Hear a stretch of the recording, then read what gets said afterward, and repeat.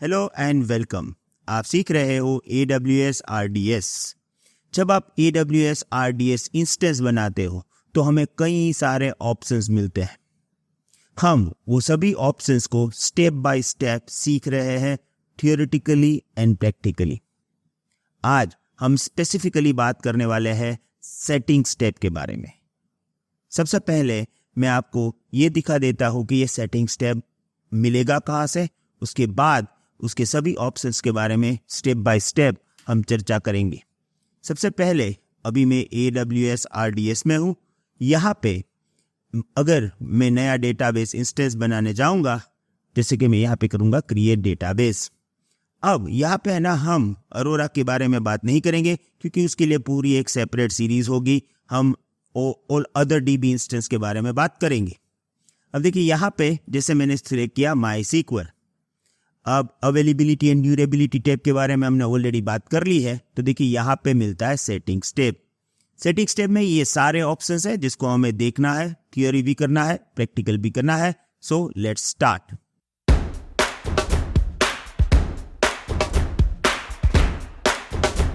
Two minutes. यहाँ पे मैं आपको एक रिक्वेस्ट करना चाहूंगा। देखिए, आप हमारे AWS के वीडियोस देख रहे हो। अगर आपको लगता है कि ये वीडियोस देख के आपकी स्किल इंप्रूव हो रही है, आगे जाके ये वीडियोस आपको जॉब में हेल्प करने वाले हैं, तो प्लीज हमें जरूर बताइएगा। आपको अगर हमें कुछ भी बताना है, आपके पास कई सारे रास्ते हैं, पर एक रास्ता है सब्सक्राइब टू दिस चैनल। देखिए, हमारे बहुत ही बड़े प्लान हैं। आगे जाके एज्योर के वीडियोस आने वाले हैं, डेवऑप्स के वीडियोस आने वाले हैं, पर उसके लिए हमें आपके मोटिवेशन की भी जरूरत है। Subscribe to this channel is free for you, पर यहां पे हमारे जो आगे के प्लान हैं वो पूरे डिसाइड होते हैं। हमारा टारगेट है कि हमें 1 मिलियन सब्सक्राइबर्स चाहिए। हमें मालूम है ये बहुत ही लंबी रेस है और इसमें बहुत सारा टाइम लगेगा, पर मैं आपको एक बात बता दूं कि आपके सपोर्ट से ही हम ये रेस को एंड तक पहुंचा सकते हैं। Please support us, please subscribe to this channel. और अगर आपके ग्रुप में कोई IT प्रोफेशनल्स हैं तो उनके साथ हमारे वीडियोस जरूर शेयर करिएगा, क्योंकि अगर वो देखेंगे तो वो भी सीखेंगे। और इसमें सबसे बड़ा फायदा है कि आप अपने टाइम का पूरा यूटिलाइज कर रहे हो। यहाँ पर जो आप सीखते हो वो आपको आगे जाके यूजफुल होगा और होगा। Right? So don't forget to subscribe this channel. Thank you very much. Now you can continue your learning process. सबसे पहले सेटिंग स्टेप के अंदर मुझे मिलता है क्लस्टर आइडेंटिफायर। जैसे आपका डेटाबेस बन गया, उसके बाद उसका एक नाम होगा जिसको हम बोलते हैं क्लस्टर आइडेंटिफायर। अब यहाँ पे क्या है, देखिए आपने ऊपर ऑप्शन लिया मल्टी AZDB क्लस्टर। जब आप क्लस्टर बनाते हो यानी कि आपके पास मल्टीपल DB इंस्टेंस बनेंगे। जैसे कि यहाँ पे हमारे पास एक primary DB instance and 2 readable stand by DB instance बनेगा। तो स्पेसिफिकली 3 DB इंस्टेंस बनेंगे। ये तीनों को हम बोलेंगे DB क्लस्टर। तो यहाँ पे आपको ऑप्शन मिलेगा DB क्लस्टर आइडेंटिफायर। तो आपका होल क्लस्टर जो है वो इस नाम से पहचाना जाएगा। अगर आप यहाँ पे मल्टी AZDB इंस्टेंस सिलेक्ट करोगे तो देखिए यहाँ पे ऑप्शन बदल जाएगा, DB इंस्टेंस आइडेंटिफायर आ जाएगा। क्यों? क्योंकि यहाँ पे एक प्राइमरी एंड सेकेंडरी बनेगा जो एक स्पेसिफिकली एक DB इंस्टेंस होगा, तो इसलिए यहाँ पे DB इंस्टेंस आइडेंटिफायर आ जाएगा। राइट? और सिंगल में भी DB इंस्टेंस आइडेंटिफायर ऑप्शन ही मिलेगा। बेसिकली ये एक नाम है जिसके थ्रू आप अपने डेटाबेस को आइडेंटिफाई करोगे। जैसे कि मैंने यहाँ पे है ना एक ऑलरेडी डेटाबेस बना के रखा है। मैं अगर यहाँ पे डेटाबेस में जाऊंगा तो देखिए ये MyDB है। तो आइडेंटिफायर में मैंने नाम दिया था MyDB, तो ये मुझे यहाँ पे मिल रहा है। अगर मेरे कंपनी में 10-12 अलग अलग डिपार्टमेंट्स हैं तो उस पर्टिकुलर डिपार्टमेंट के वाइज अलग अलग DB नाम मैं रखूंगा, जिससे मैं मल्टीपल डेटाबेस को इजीली आइडेंटिफाई कर सकूं। राइट? तो ये एक सिंपल प्रोसेस है। अब आपके रेफरेंस के लिए ये पूरा जो मैंने बोला है वो मैंने यहाँ पे ऑलरेडी आपको दे दिया है, जिससे अगर आपको आगे जाके सिर्फ रीड करना है तो आप रीड कर सकते हो। मैं ये रीड नहीं करूंगा क्योंकि ऑलरेडी मैंने उसके बारे में आपको एक्सप्लेनेशन दे दिया है। ओके, अब जब आप इसके नीचे जाओगे, जैसे अभी मैं फिर से क्रिएट डेटाबेस में जाऊंगा और देखिए यहाँ पे मैं चूज करूंगा माई सीक्वल। अब यहाँ पे आपको सेटिंग्स के एग्जैक्टली नीचे मिलेगा क्रेडेंशियल सेटिंग्स। क्रेडेंशियल सेटिंग में सबसे पहला होगा मास्टर यूजर नेम, राइट। तो आपके डेटाबेस को एक्सेस कैसे किया जाएगा, आपके डेटाबेस के अंदर मुझे डेटाबेस बनाना, डेटाबेस इंजन के अंदर मुझे डेटाबेस बनाना है, मुझे टेबल बनाना है, उसके अंदर मुझे रिकॉर्ड्स ऐड करना है, तो उसके लिए हमें चाहिए यूजर। और ये यूजर जो है वो मास्टर यूजर बनेगा जिसके पास सभी परमिशन है। तो जब पहली बार आप डेटाबेस बनाओगे तो इसी यूजर नेम से आप लॉग इन करोगे, राइट। तो एक बार माइंड मैप्स के पॉइंट भी देख लेते हैं। The master user name is the initial user created when you set up RDS instance और क्लस्टर। एक बार आप इसे लॉग इन करके फिर अलग अलग यूजर्स भी बना सकते हो। This user has administrative privileges and it is used to configure and manage databases. Now, restrictions for naming. Length must be 1 to 16 character in length. Specifically ये database engine के ऊपर डिपेंडेंट होता है, पर ये मैंने ओवरऑल आपको डिटेल दिया है। Allow characters. The master username can contain only alphanumeric characters A to Z in a capital, small and numbers. Restrictions for special characters. You can use underscore, but you cannot use any other special characters. Reserve a word.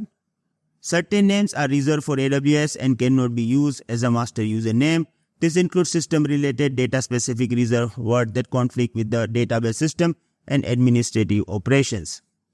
For example, when you are creating your AWS RDS instance, you should not use username like admin, root, administrator, Postgres, RSA admin और Azure super user।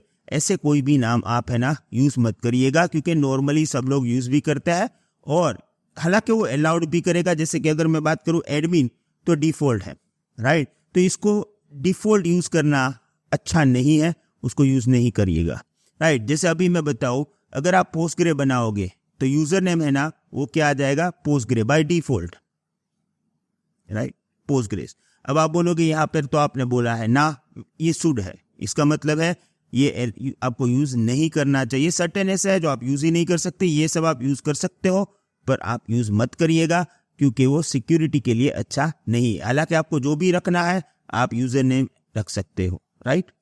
अब user name तो जैसे कि हो गया, अगर मैंने कोई MySQL डेटाबेस बनाया है तो मैं यहाँ पे लिखूंगा MyDB यूजर, ओके।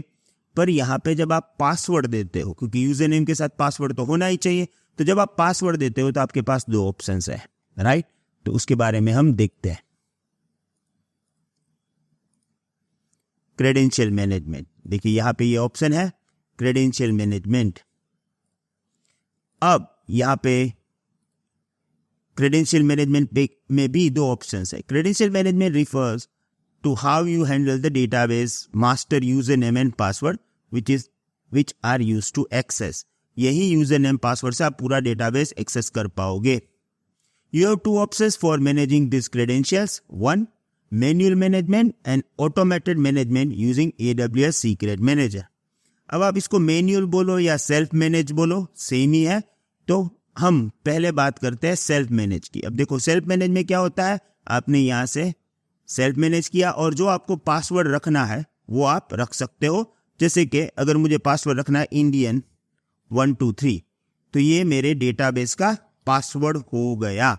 अब यहाँ पे है यूजर नेम, यहाँ पे है पासवर्ड, इसी का यूज करके मैं अपनी डेटाबेस को ओपन करूंगा। ये पासवर्ड के कुछ रूल है, at least 8 character, ASCII characters, can't contain any of the following symbols, even आप @ या स्लैश यूज नहीं कर सकते हो, राइट। तो ये पासवर्ड आपने दे दिया, बहुत ही सिंपल प्रोसेस है। अब उसी का यूज करके आप अपने डेटाबेस को एक्सेस करोगे। पहले इसके बारे में बात कर लेते हैं, बाद में हम दूसरे ऑप्शंस को देखेंगे। Introduction. You manually create and manage the master username and password for RDS database when setting it up. You will need to remember and securely store this information yourself. यानी आप ही अपने डेटाबेस का password manage कर लो. Manual rotation. If the password needs to be updated, you will have to manually change it through the AWS RDS console or using command line. तो ये आप manually ही change वगैरह करोगे. इसके prawns, you will have full control. आपका फायदा है, आपका पासवर्ड, आपका यूजर नेम, आपके पास उसका फुल कंट्रोल रहेगा. Simpler to set up if you are comfortable for managing password. बहुत ही सिंपल प्रोसेस है. इसके साथ इसके कॉन्स भी हैं.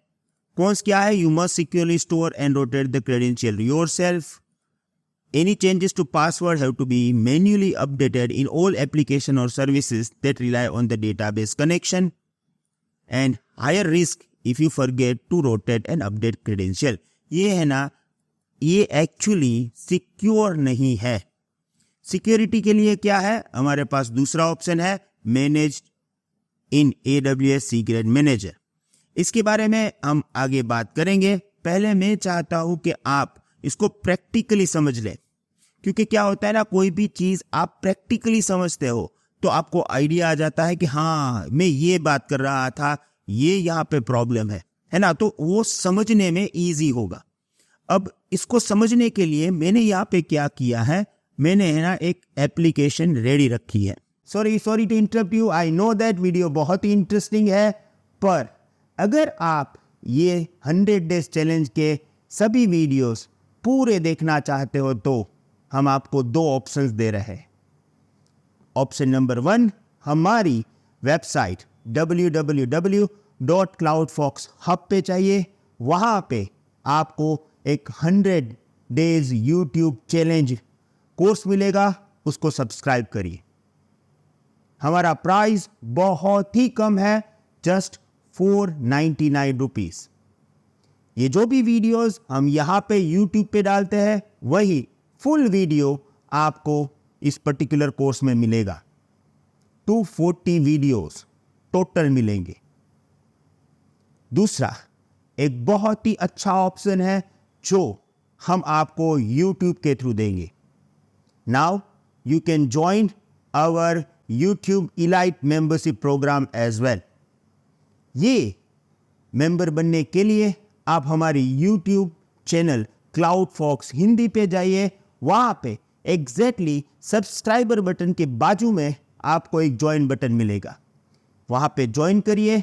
आपको मंथली सिर्फ और सिर्फ 89 रुपीज़ पे करना है, और ये सभी वीडियोस आपको फुल तो वहाँ पे मिलेंगे ही, अप टू 240, और कई सारे कोर्सेज जो हम फ्यूचर में डालने वाले हैं वो सब आपको मिलेंगे सिर्फ 89 rupees per month. I hope you will join this. Thank you very much. Goodbye.